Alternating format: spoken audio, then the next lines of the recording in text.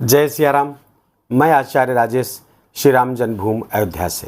प्रिय दर्शकों, चोरी, पाप, दुख, रोग, संन्यास, मुक्ति, सेवा और न्याय के कारक ग्रह शनिदेव 15 नवंबर से मार्गी हो रहे हैं और अब पूरे 139 दिन बाद मार्गी हो रहे हैं। पिछले 30 जून से शनिदेव वक्री चल रहे थे और सिंह राशि के जातकों के लिए शनि का वक्री होना उनके राजयोग के भंग का कारण था। इस वक्री होने से उनका जो शश राजयोग शनिदेव बनाए हुए थे पिछले 17 जनवरी 2023 से वो राजयोग भंग हो गया था। छठे स्थान को अपने प्रभाव में ले लिए थे तो थोड़ा सा और वक्री थे तो रोग, ऋण और शत्रु को बढ़ाया है, उन्होंने परेशानियां दी हैं। मित्र आपकी अपेक्षाओं पे खरे नहीं उतरे, मित्रों से धोखा मिला होगा, मित्रों से निराशा हाथ आई होगी। शनि की चूंकि यहाँ पर तीसरी दृष्टि से आपके 9वें स्थान को देख रहे थे तो वक्री थे तो भाग्य में रुकावट, पिता के स्वास्थ्य में समस्या, पिता के साथ संबंध में समस्या, धार्मिक कार्यों से विरत होने का भाव, धर्म से च्युत होना, ये स्थिति यहाँ पर दिखा रहे थे। और आपके स्वास्थ्य में समस्या, आपके निर्णय लेने में समस्या, निर्णय लेने की सटीकता में समस्या पैदा कर रहे थे। समाज में, सोसाइटी में मान सम्मान की में कमी यहाँ पर और सोशल एक्टिविटीज़ में मन न लगना, समाज में समाज से दूरी बनाने का मन पिछले 30 जून से ये सिंह राशि के जातक फेस कर रहे थे। लेकिन अब चूँकि 15 नवंबर से मार्गी हो रहे, इन सब में बहुत ज़बरदस्त लाभ आपको दिखेगा। क्यों? क्योंकि अब शश राजयोग आपका प्रबल हो जाएगा। पिछले दिनों की जो उलझनें थी अब वो समाप्त होंगी। विवाह में जो अड़चनें आ रही थी, रुकावटें आ रही थी, विवाह की रुकावटें दूर होगी, विवाह की संभावना प्रबल होगी। यहाँ पर जो लगातार उलझनें आ रही थी अब समाप्त होगी, परेशानियाँ समाप्त होंगी, बहुत राहत महसूस करेंगे। शनि यहाँ पर अब जा रहे हैं आपकी राशि से, अब आपके सप्तम से अब वो अष्टम की तरफ बढ़ रहे हैं और जाता हुआ शनि विशेष लाभ कराता है। शनि विशेष लाभ कराएंगे। यद्यपि जब 29 मार्च को ये राशि परिवर्तन करेंगे तो सिंह राशि पर ढैया प्रारंभ हो जाएगी। अब सिंह राशि के जातकों को क्या करना चाहिए? अब 29 मार्च के समय का सदुपयोग करना चाहिए। शनि जाते समय जब जाते हैं उसके कुछ समय पहले वक्री होते हैं, तब आपको एक मौका देते हैं, एक संदेश देते हैं, रुको, एक कदम पीछे हटाओ, चिंतन करो, प्लान करो, क्योंकि आगे परेशानियां आप आगे आने वाली परेशानियों का इनसे निदान ले सकते हैं। जो आप प्लानिंग की है अब जब मार्गी होते उसको एग्जीक्यूट करिए, उसको धरातल पर लाइए और तदनुसार उछाल भरिए। ये आपके लिए एक संदेश होता है। जब शनि वक्री होते हैं एक कदम पीछे हटाने का संदेश होता है, प्लान करने का समय होता है, प्लानिंग करिए। नए अब चूँकि मार्गी हो गए हैं तो आपके अंदर नए नए विचार आएंगे, व्यापार संबंधी, बिजनेस संबंधी, कार्य क्षेत्र से संबंधित नए नए विचार आएंगे और ये विचार आपको आगे ले जाने के लिए होंगे। शनि कुछ अनिच्छापूर्वक व्यय करवा सकते हैं। यहाँ पर शनि ऐसे व्यय करवा सकते हैं जिस पर व्यय करने का आपका मन ना हो, आप करना ना चाहते हो, लेकिन ऐसे व्यय आपको करने पड़ सकते हैं। अनिच्छापूर्वक ही करना पड़ेगा, लेकिन ऐसे व्यय आपको करने पड़ेंगे। भाग्य में जो रुकावट महसूस हो रही थी वो रुकावट अब दूर होगी। शनि मार्गी होंगे तो भाग्य का भी साथ आपको प्राप्त होगा। सप्तम से भाग्य स्थान पर उनकी तीसरी दृष्टि पड़ रही थी तो पिता के स्वास्थ्य में, पिता के संबंध में पिछले दिनों जो परेशानियां थी, उलझनें थी, उसमें लाभ मिलेगा। धर्म से जितना जुड़ेंगे उतना ही लाभ होगा और धार्मिकता से, धार्मिक कार्यों से जितना ही दूर जाएंगे वो समस्याएं पैदा करेगा। धर्म सम्मत काम ना करने से, जिसकी धर्म इजाज़त नहीं देता है उसको भी आप करते हैं तो फिर आपके लिए परेशानियां खड़ी हो जाएंगी। आगे भी पिछले दिनों खड़ी हुई, आगे भी खड़ी होंगी। इस बात का विशेष ध्यान रखना चाहिए।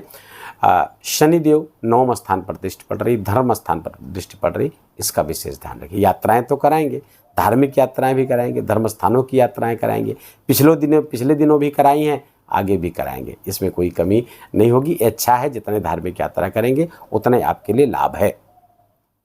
रहने की जगह में इसमें थोड़ा परिवर्तन कराने की स्थिति में आ रहे हैं, क्योंकि इनकी जो 10वीं दृष्टि आपके चतुर्थ स्थान पर पड़ रही है, तो घर अब आपका बदल सकता है। रहने के स्थान में कुछ परिवर्तन होने की सूचना आ रही है।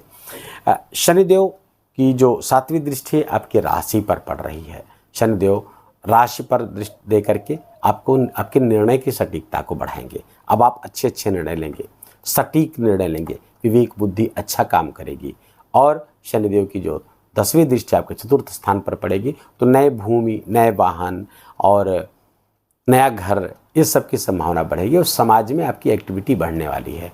समाज के फोकस में आने वाले हैं, सामाजिक फोकस आपका बढ़ेगा और लाइमलाइट के कारण आप समाज में आपकी नई पहचान, समाज में आपको रिकॉग्नाइज किया जाएगा, जिससे आपको विशेष लाभ प्राप्त होगा। शनिदेव के वक्रत्व काल का आपको सर्वाधिक लाभ लेने के लिए क्या करना चाहिए? पहले तो आपकी जो प्लानिंग्स है उस पर आप काम करिए, हार्ड वर्क करिए, क्योंकि शनि फल देते हैं, धीरे धीरे फल देते हैं और धीरे धीरे फल लेने के लिए लॉन्ग टर्म प्लानिंग करनी पड़ेगी। शॉर्ट टर्म प्लानिंग में उतना अच्छा परिणाम शनिदेव नहीं देते हैं। लॉन्ग टर्म प्लानिंग करिए। शेयर मार्केट आदि से आपको थोड़ा सा भी दूर रहने की आवश्यकता है, क्योंकि आपके शनि के ठीक पीछे राहु गोचर कर रहे हैं अष्टम स्थान पर। कोई भी गैर कानूनी काम न करें। जुआ, सट्टा, लॉटरी आदि से आपको नुकसान हो सकता है, उससे आपको बचने की आवश्यकता है। शनिदेव चूँकि यहाँ से आपके राशि स्थान को देखेंगे तो थोड़ा सा संक्रमण के प्रति आपको सावधान रहना चाहिए। फेफड़े, गले आदि में कुछ संक्रमण भी करा सकते हैं। स्वास्थ्य का भी विशेष ध्यान रखने की आपको आवश्यकता है। जीवन साथी के साथ कोई मनमुटाव ना हो, कोई मतभेद ना हो, तो थोड़ा एक दूसरे के विचारों को जाने, एक दूसरे के साथ प्रेम से रहें, एक दूसरे की छोटी छोटी बातों को तूल न दें, ये निरंतर आपको करते रहना है। शनिदेव चूँकि आपके अब ढैया शुरू होगी तो गृहस्थ जीवन में कुछ प्रॉब्लम बढ़ा सकते हैं, तो इस पहले से ही आप उस दिशा में काम करिए, उस दिशा में सोचने का मन बनाइए कि गृहस्थ जीवन में कोई खटपट ना हो, कोई परेशानी ना हो, ससुराल पक्ष से कोई परेशानी ना हो, क्योंकि ससुराल पक्ष से भी जब अष्टम आ जाएंगे तो ससुराल पक्ष से भी परेशानी होती हुई दिख रही है। तो आप थोड़ा सा उस दिशा में अभी से प्रयास करना शुरू कर दीजिए। और कुछ उपाय हैं जो आपको करने चाहिए, जैसे कि शनिदेव इस समय राहु के नक्षत्र पर गोचर कर रहे हैं। वो 27 दिसंबर तक शतभिखा नक्षत्र पर गोचर करेंगे, जो राहु का नक्षत्र है। इसके प्रत्यधिदेवता कौन है? ये है वरुण देव। तो वरुण देव की विशेष आराधना। तो शनिदेव पहले तो आप हनुमान चालीसा का खूब पाठ करिए, हनुमान जी का दर्शन करिए। हनुमान जी की आराधना से शनिदेव विशेष प्रसन्न होते हैं। भगवान शिव की उपासना से भी शनिदेव प्रसन्न होते हैं। तो चूँकि वरुण देव के नक्षत्र पर हैं राहु के, तो उसके प्रत्यधिदेवता वरुण है, तो जल को शिवलिंग पर चढ़ाना विशेष लाभकारी होगा। जलाभिषेक करिए और नित्य करिए। दूसरा, वरुण गायत्री का मंत्र आप जप करिए। ओम जल बिंबाय विद्महे नील पुरुषाय धीमहि तन्नो वरुणः प्रचोदयात्। इस मंत्र का कम से कम 108 बार आप जाप करिए।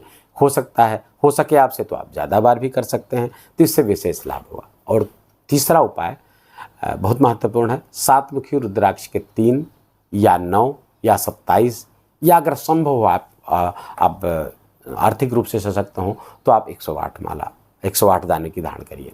7 मुखी रुद्राक्ष धन की दृष्टि से अच्छा, शनि को बैलेंस करता है, शनि की अनुकूलता प्रदान करना है, और रुद्राक्ष धारण करने से शनि वैसे भी बहुत प्रसन्न होता है।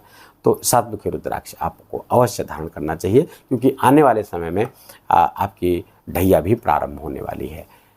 ये उपाय आप कर करके शनि के अपने प्रति अनुकूलता को और बढ़ा सकते हैं आप। वीडियो अच्छा लगा हो, आपके काम का लगा हो, और मेरा बोलना आपका सुनना दोनों सार्थक हुआ हो, तो कृपा करके वीडियो को लाइक करिएगा, अपनों के साथ शेयर करके इसका पुण्य लीजिए। और कमेंट में जाकर के जय सिया राम लिखना बिल्कुल भी मत भूलिएगा। मेरा विशेष निवेदन, विशेष आग्रह आपसे।